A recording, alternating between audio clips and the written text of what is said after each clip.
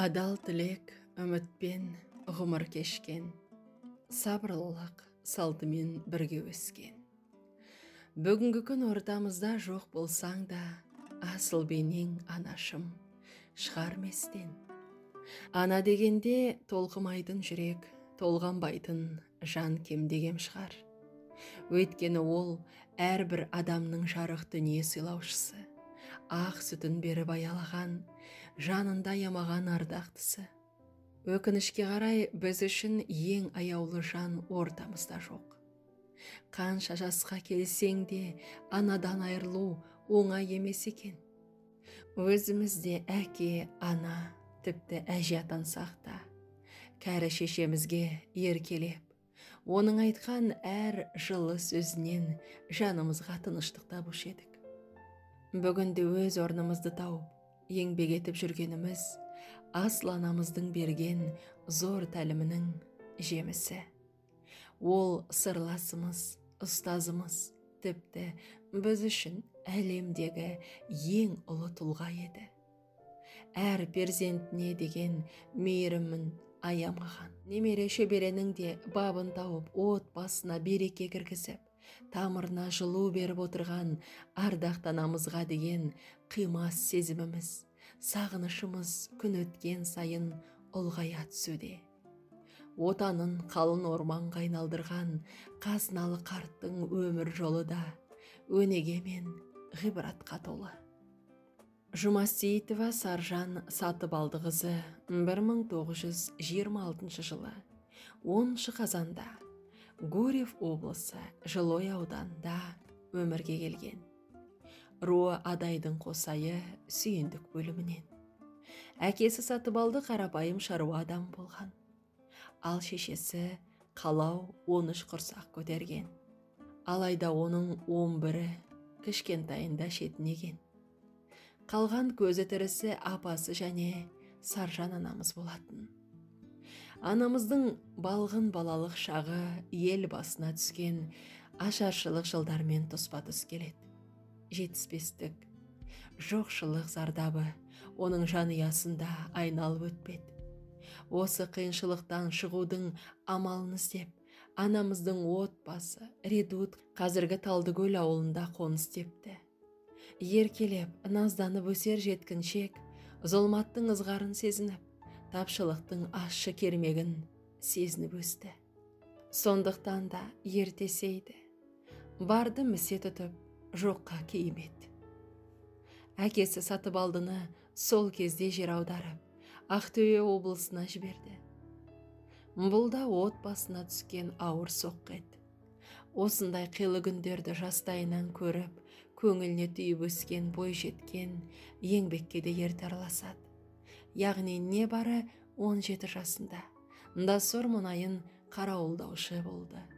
Талдырмаш, нәзік жанға қару ұстап, қара алтынды күзету оңай шаруа емес.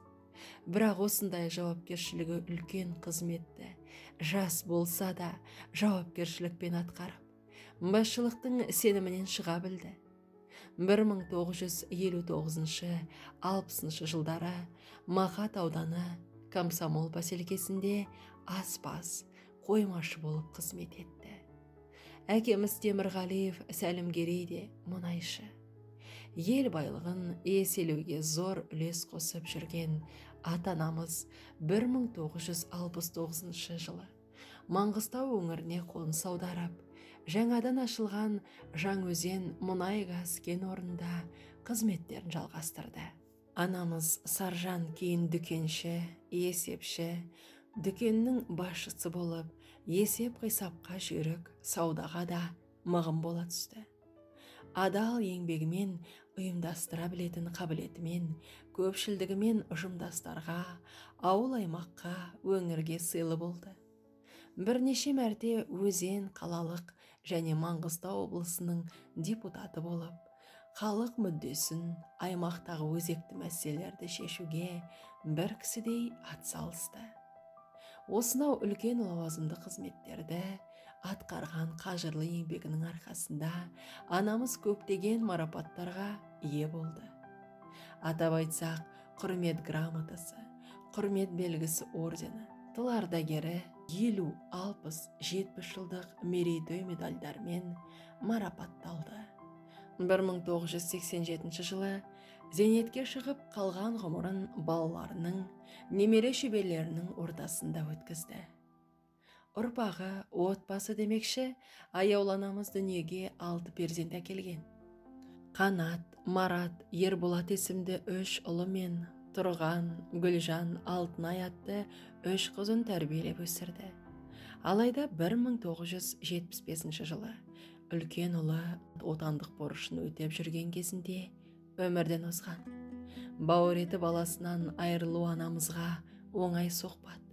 Амал нешік, қалған ұрпақтарының амандығын тілеп, әрқайсысының жақсы азамат болып қалыптасуына, білімді болуына бар екпінін салып, көз жігерін сарқа жұмсады. Ұлдарын ұясына, қыздарын қиясына қондырып, өрісі кеңейді. 19 немере, 20 шөбере, 1 шөпшек сүйді. Тек ұл қыздың тәрбиесімен айналыстым. Олар өсіп өнді, сонымен бәрі бітті демеді.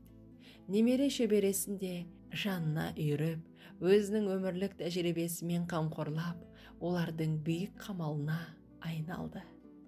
Әр ұрпағының жүрегіне кеңдік, санасына мейірім, мінезіне көркемдік пен кемелдіктің дәнін сіңіре білді. Осылайша тәрбиелі ұрпағымен артына өшпейтін із қалдырған аяулы анамыз 90 жылдан аса ғұмыр кешіп, 2021 жылы 29 наурызда дүние салды. Анамыз шөбере шөпшектің қолынан су ішкен бақытты жан еді. Жалпы шөберенің қолынан су ішкен адамды халқымыз ерекше құрметтеп, бұ дүние ғана емес, о дүниенің де бақытына кенеледі деп білген. Бұл өмірдің мәні отбасы берекесінде, ұрпақ өсіруде екенін меңзеп айтылған сөз болса керек. Ғұмырында жоқтыққа мойымай, барға шүкіршілік еткен, алтын құрсақ анамыздың бақи дүниедегі жаны жанаттық болсын, Алла шапағатын алсын дейміз. Жақсы менен жаманды көрді көзің, сонда да мұқалмады өр мінезің. Айбын алатаудай аяулана, қашанда арқа сүйер болдың өзің. Сіз жүрген жол қысқарып сапар бітті, сонда да жанға медет батаң құтты. Тірі жанға жасамадың еш жамандық, өзіңізден көруші едік адалдықты. Өскен соң өлмес мұра, өлеңге үйіп, басымды көрмеген бос беделге еп. Мен үшін адамзатта жан жоқ сірә, сізден өр, сізден асқақ, сізден биік. Өмір өзінің ұзақтығымен емес, мән мағынасымен өлшенбек. Ағайынға сыйлы, үлкенге ізетті, кішіге қамқор бола білген Жама Саидова, Саржан Сатыбалдықызының сара жолы біз үшін дана жол. Оның ақ жарқын бейнесі, ақ адал көңілі мен шапағатты істері еш уақытта ұмытылмайды.